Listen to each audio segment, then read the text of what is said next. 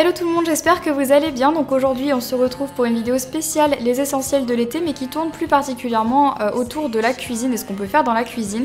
Si jamais ça vous plaît et que vous aimeriez une édition chambre, n'hésitez pas à me le dire. Alors on commence tout d'abord avec un gommage à la noix de coco.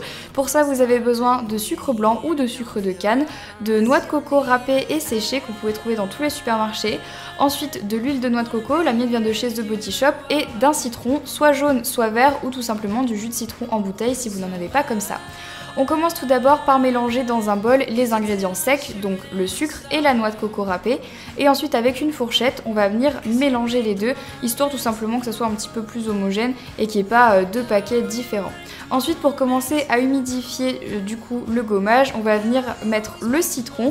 Donc là ça va être très important parce que c'est ce qui va aussi donner l'odeur citronnée à notre gommage, et c'est ça qui est super agréable surtout en été. Et ensuite avec une fourchette on va venir mélanger justement pour commencer à avoir cette vraie texture de gommage, et rien que là ça me donne déjà envie. Et ensuite pour l'aspect hydratation on va venir ajouter l'huile de noix de coco, donc si jamais vous n'en avez pas, de l'huile d'olive suffira. Et tout simplement, une fois que c'est terminé et que vous avez bien mélangé, vous pouvez le mettre dans un bocal. La durée de conservation c'est environ 10 à 15 jours, donc je vous recommande quand même de l'utiliser assez rapidement. Généralement je pense qu'en un été on peut vite faire le tour de ce petit pot. Au niveau des quantités, c'est vous qui voyez, pas de quantité particulière. Et donc voilà pour la première recette. On continue ensuite avec des petits glaçons fruités que j'adore faire l'été, que je trouve absolument fabuleux. Donc on a tout simplement besoin d'un petit bac à glaçons, donc le mien est très simple. Et ensuite des fruits que vous voulez, donc moi là je vais prendre des framboises et également des kiwis que j'aurais coupés en petites lamelles ou en petits bouts tout simplement, mais vous pouvez très bien prendre ce que vous voulez. Et ensuite c'est vraiment très simple, je vais venir dispatcher des framboises et des kiwis dans mon petit moule à glaçons, donc vraiment rien de compliqué comme vous pouvez le voir. C'est super simple, on est d'accord. Et ensuite, une fois que c'est fait, je vais venir rajouter forcément de l'eau pour que ça prenne cet aspect de glaçon. Donc faites bien attention à remplir bien à ras-bord en fait les petits bacs à glaçons de manière à ce que les fruits restent bien au centre. Vous pouvez également faire comme moi et appuyer un petit peu sur les fruits pour justement qu'ils ne flottent pas et qu'ils ne soient pas à l'extrémité du glaçon par la suite quand ça sera congelé. Et ensuite, vous le laissez environ, je dirais, une nuit pour que ça soit bien pris au congélateur. Rien de plus compliqué. Et une fois que vous avez attendu la nuit, vos glaçons sont prêts. Donc vous avez juste à les défaire, à les mettre dans un bol et à les servir à vos amis. Moi je trouve ça plutôt cool parce que généralement l'été, quand on boit des boissons telles que de l'eau par exemple, c'est assez neutre quand même, et qu'on a quand même envie d'avoir quelque chose d'assez mignon. Je trouve que déjà d'une c'est joli, et en plus quand ça a fondu, vous avez le fruit à la fin, et ça je trouve ça vraiment super cool.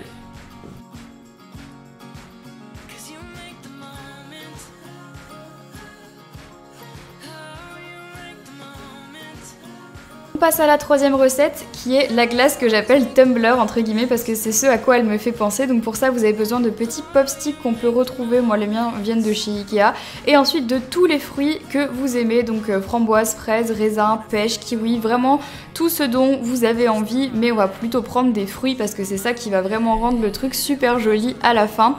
Donc là pareil que les glaçons, rien de très compliqué, vous allez dispatcher plusieurs fruits différents pour vraiment donner cet aspect très coloré dans tous les pop-sticks que vous avez, histoire que la glace soit quand même assez consistante et d'avoir une glace très colorée. Donc voilà, vous pouvez faire des mix and match comme j'ai l'habitude de dire, à tout mélanger, et c'est vraiment ce qui est de plus joli.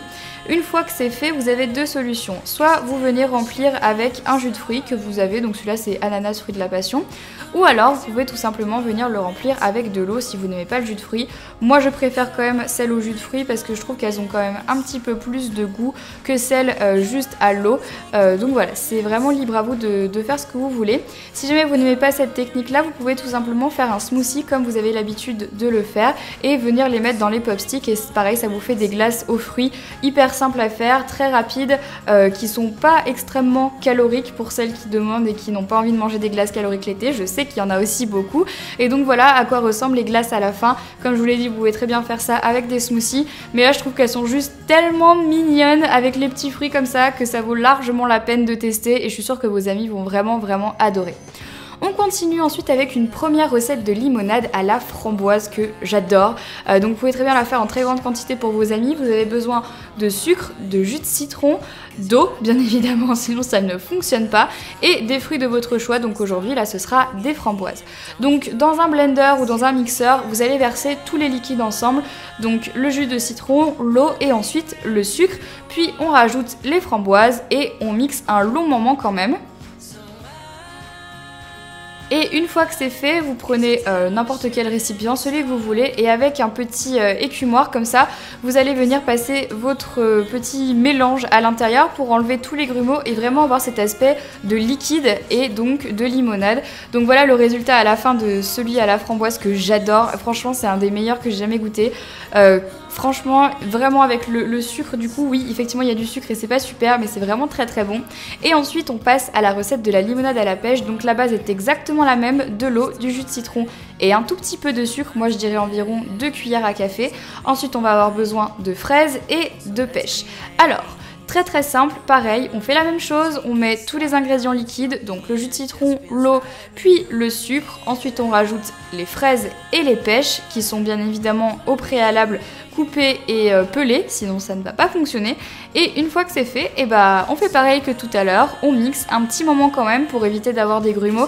Le but c'est quand même avant de le passer dans la passoire, c'est d'avoir quelque chose de très très liquide, sans grumeaux. Et donc voilà le résultat de cette deuxième limonade qui est vraiment très bonne. Je trouve que ça change des smoothies, c'est bien plus liquide et c'est aussi très très agréable quand on n'a pas envie de quelque chose de trop compact. Et donc voilà pour ces deux recettes.